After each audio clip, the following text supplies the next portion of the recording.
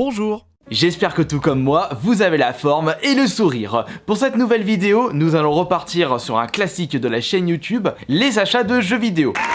Et depuis la dernière fois, je me suis procuré de nouvelles pépites, mais uniquement de la PS4. Je me suis jamais arrêté d'acheter des jeux vidéo pour la collection. Dès que je vois une bonne affaire ou un jeu qui me plaît, je mets l'argent dessus. Attention, il ne faut surtout pas oublier que la collection ne doit pas être un gouffre financier. C'est quelque chose que j'essaye de vous apprendre depuis des années. Et en plus, pour cette vidéo achat de jeux vidéo, je vais vous présenter que des pépites cachées. Enfin, pépites. Peut-être Mac oui, peut-être Mac non, parce qu'il y en a certains, je les ai pas testés. Mais en tout cas, ce sont que des jeux inconnus du grand public. Vous pourrez me dire dans l'espace des commentaires si vous avez déjà joué à un des jeux que je vais vous montrer dans cette vidéo et qu'est-ce que vous en avez pensé. Étant donné que vous ne connaissez pas forcément les jeux que je vais vous montrer, une petite présentation s'impose, tout comme les précédents achats de jeux vidéo. Nous allons débuter cet épisode avec justement un achat fait c'était sur Rakuten pour une vingtaine d'euros. C'est le Super Monkey Ball Banana Blitz HD. Au début de son existence, la série Super Monkey Ball était disponible uniquement sur borne arcade en 2001. La même année, il débarque pour la première fois sur console de salon avec la version GameCube. Dans cette série, votre but sera d'amener un singe enfermé dans une boule à la ligne d'arrivée. Vous devrez user de la gravité du jeu en bougeant le terrain à l'aide du joystick. Super Monkey Ball Banana Blitz sur PS4 et Xbox One n'est autre que la version HD du jeu sortie en 2006 sur Wii. Cela fait plaisir de revoir sur console nos singes préférés, sachant qu'on ne les avait plus revus depuis la version PS Vita en 2012. Fan de la série depuis la version GameCube, il était tout à fait normal que j'allais me procurer ce nouveau Monkey Ball. La dernière fois que j'avais joué à cette série, c'était sur la PS Vita. En plus, je vais pouvoir débloquer des trophées avec cette version. Il faut pas oublier que c'est un jeu extrêmement compliqué. Par conséquent, le trophée platine risque d'être très compliqué à débloquer. Finalement, au vu du pourcentage de réussite du trophée platine sur le site PSN Profil, je ne pense pas que ça va être compliqué. Je vais très certainement vous présenter ce jeu via un live Twitch et vous allez me voir rager de façon sévère comme si j'étais sur Fall Guys.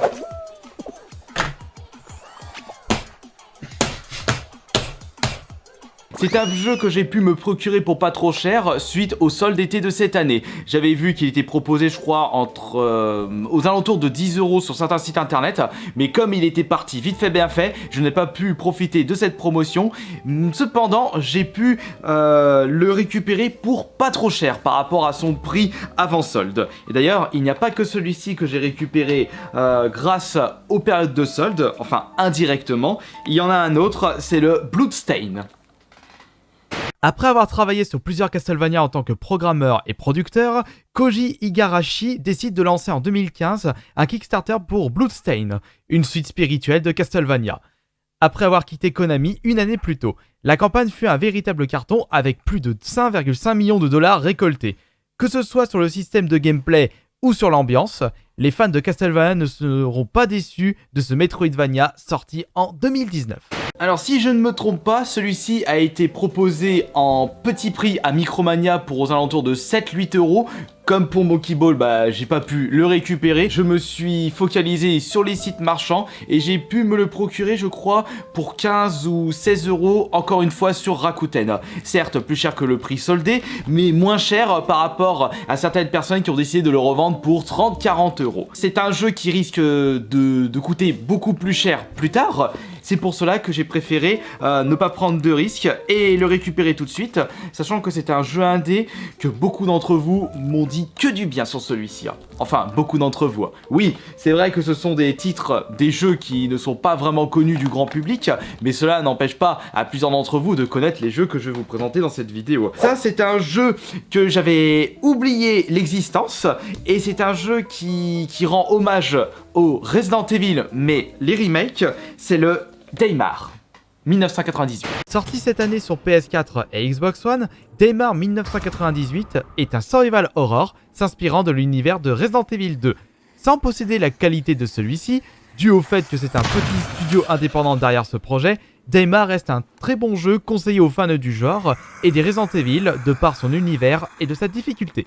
J'en avais entendu parler à travers un trailer avant la sortie du jeu et après il m'est passé au-dessus de la tête. C'est un de mes modérateurs qui m'en a reparlé. J'ai fait quelques recherches sur internet pour savoir si je pouvais le trouver en version boîte et c'était le cas mais uniquement pour la version PS4. Cependant cette édition boîte est à 30 €, pas moins. Mais étant donné que c'est un survival horror indé pas trop connu du grand public, c'est un jeu qui risque de devenir rare et compliqué à trouver plus tard. Maintenant j'ai pu récupérer des petites promotions à Leclerc et à Micromania.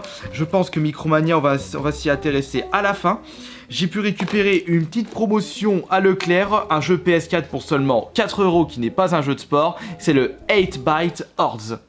Avec son chara design nous faisant rappeler Minecraft, 8-Byte Hordes est un jeu de stratégie en temps réel sorti de base sur PC en 2016. Malheureusement pour lui, le RTS est un style de jeu complexe destiné à un public de niche très exigeant. En plus d'être moins complet qu'un des piliers du style, j'ai nommé Code of Conquer, 8-Byte Hordes n'a pas pu rencontrer le succès voulu. Ça c'est le genre de jeu complètement inconnu pour moi. Après tout, seulement à 4 €, sachant que ce n'est pas un jeu de sport, je me suis dit bah pourquoi pas prendre le risque, mettre 4 €, 2 pièces de 2 € et tester celui-ci, voir s'il va me plaire ou pas. Et après tout, s'il me plaît pas, bah j'irai le revendre pour 4 € sur mon compte eBay. Et 4 € pour un jeu PS4, c'est jamais perdu. Maintenant, nous allons nous intéresser à plusieurs promotions faites à Micromania, des jeux à 10 € et des jeux à 5 €. Non, il y a 4 jeux à 10 € et un jeu à 5 €. Nous allons commencer par le jeu à 5 €, pris uniquement parce qu'il était pas cher, c'est le Bomber Crew Complete Edition. Il s'agit d'un jeu de simulation de vol où votre but sera de gérer toute une équipe en temps réel. Vos objectifs seront différents selon la mission, bombarder un lieu, prendre des photos de reconnaissance, envoyer des vivres, etc.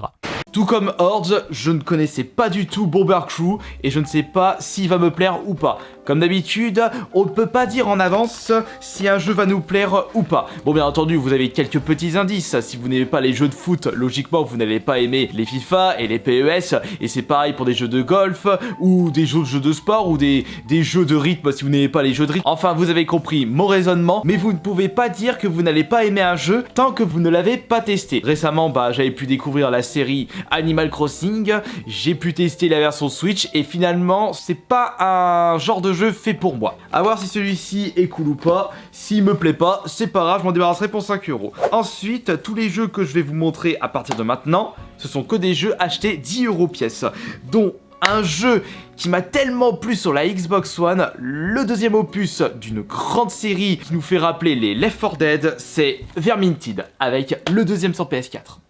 Reprenant le principe d'un mode multijoueur à la Left 4 Dead, Vermintide 2 est un FPS se déroulant dans un univers médiéval fantastique de Warhammer. Accompagné de votre équipe, contrôlée par l'IA ou vos amis ou des joueurs trouvés au hasard en ligne, vous devrez réussir des quêtes bourrées de moments stressants et épiques. Un système de loot en tant que récompense de fin de niveau vous motivera à retourner sur le jeu des dizaines de fois. Avis personnel, je trouve que la série Vermintide a bien repris le flambeau des Left 4 Dead avec un style de jeu multijoueur où vous êtes obligé de coopérer avec des créatures aux capacités spéciales qui peuvent bloquer l'un des membres de votre équipe.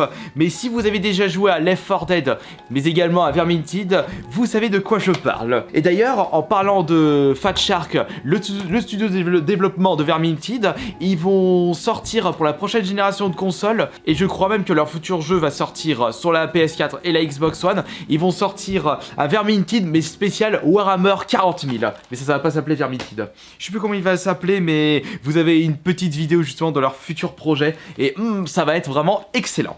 Maintenant, le prochain jeu, c'est un jeu découvert très récemment sur la Xbox One et nom de Dieu comment je l'ai apprécié. C'est pour cela que je l'ai récupéré de suite à 10 € à Micromania parce que ça me fera vraiment plaisir de pouvoir le refaire. Pas tout de suite, mais un petit peu plus tard, Immortal Unchained. Enfin, un Souls-like vous permettant d'utiliser des armes à feu. Immortal vous transportera dans un univers post-apocalyptique futuriste. Malgré ses décors simplistes et répétitifs, ainsi qu'un bestiaire assez commun, les fans des Souls-like retrouveront du plaisir grâce à son système de jeu et à sa difficulté, ce qui est un petit peu la base du genre.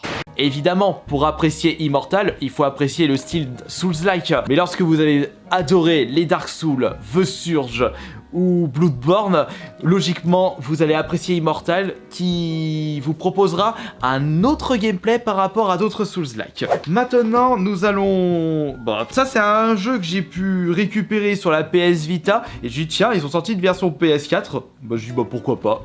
Punchline. Punchline n'est autre qu'un visual novel. Mais pourquoi j'ai acheté ça? Après tout, je ne pense pas que c'est un jeu que je vais vraiment apprécier. Bon, j'irai le revendre dans 1 ou 2 ans sur mon compte eBay pour 20-30 balles. Au moins, je serai gagnant niveau bénéfice. Et nous allons terminer avec un autre jeu du même type. À tous les coups, ce dernier jeu PS4 est un visual novel. Je sais pas pourquoi je l'ai acheté du coup. Bah, tout comme l'autre, ce sera pour me faire de l'argent. Our World is Ended. Ah non, je me gourre. Celui-ci, je l'avais acheté pour pouvoir faire une petite présentation collector ASMR, mais juste avec une grosse boîte. La boîte du jeu PS4 et un artbook. Ça fait maigre quand même la présentation du collector. J'ai pu vous présenter l'intégralité de mes derniers achats PS4, que des jeux inconnus, et à voir dans l'espace des commentaires quels sont les jeux que vous avez déjà pu découvrir parmi la liste que je vous ai présentée, et quels sont les jeux que vous conseillez aux autres abonnés.